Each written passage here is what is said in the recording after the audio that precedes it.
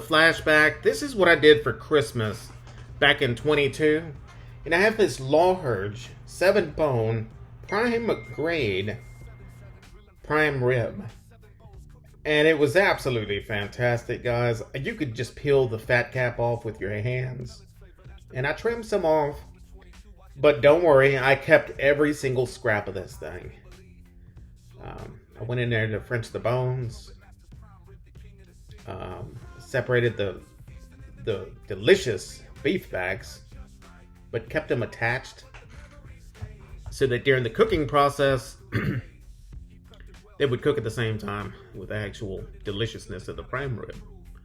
Guys, this was a huge chunk of meat sourced out of my local HEB.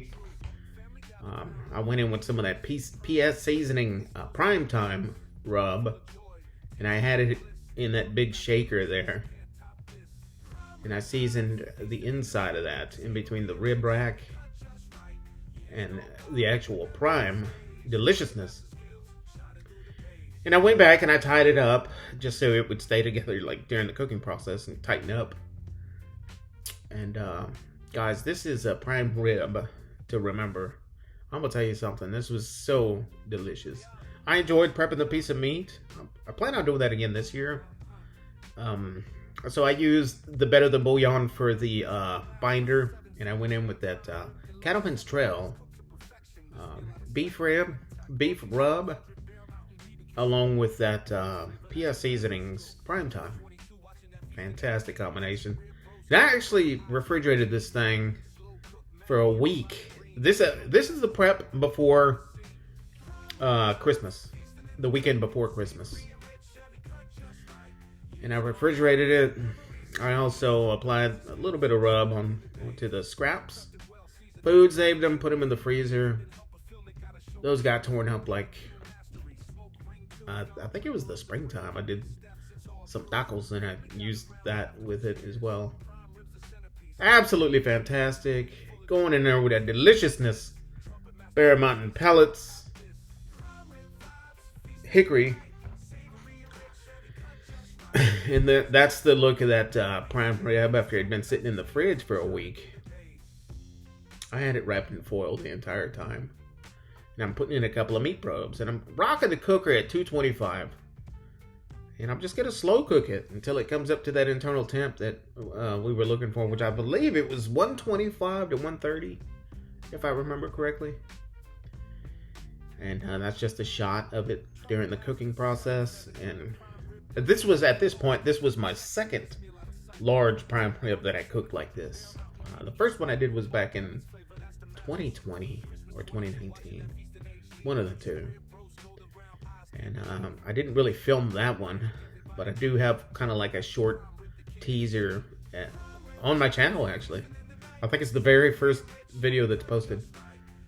And at this point, guys, I'm going in with some unsalted butter just to put it up on the outside of this delicious hunk of deliciousness cow. And man, we are done. I'm not searing it. There is no searing action. I'm not gonna put any flame to this beautiful piece of meat. I'm just gonna eat it just like that. And I think the color is legit. What do you guys think? Man, everybody enjoyed this thing. Obviously, I you know, for the side, I think I did some yeah, there you go, some roasted potatoes with zucchinis and some peppers. You know, some delicious vegetables to go with it. But man, just take a look at that prime rib. That thing was absolutely fantastic. Look at the color of it, man. But yeah, that was about, I think it was about 3 hours at 225, if I remember correctly. But man, it got a beautiful color on that thing. So at this point, I'm just separating the rib rack. And let me tell you, that's a delicious snack right there. The beef backs that came off of that prime rib smell delicious. I mean, guys, I'm cutting into that prime rib, and I know that the lighting kind of sucks right here, but I'm telling you, I did good. Trust me. You'll see some deliciousness just oozing out onto the cutting board. But man, I was excited to get my hands on that prime rib. I think I ate like 2 pieces that night. We tore it up. We tore it up. Had some leftovers for like the next day, but man, that was absolutely fantastic, guys.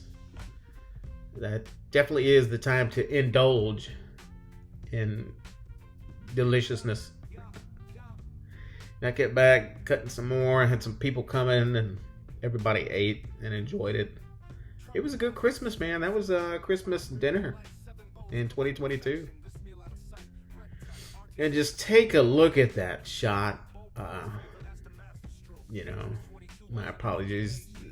You see my shoulder more than anything when I'm going in there to cut that thing. But I've been working on that stuff since then. But using that razor sharp Dell Strong 7-inch chef knife, red handle. That's my favorite carving knife, actually. Going there for my first bite right there. And it was butter. Absolute butter. Definitely going to try to do this again this year. The price on something like that is probably like $100 or $200 more than 22. But that's the plate right there. Absolutely delicious. Merry Christmas 2022.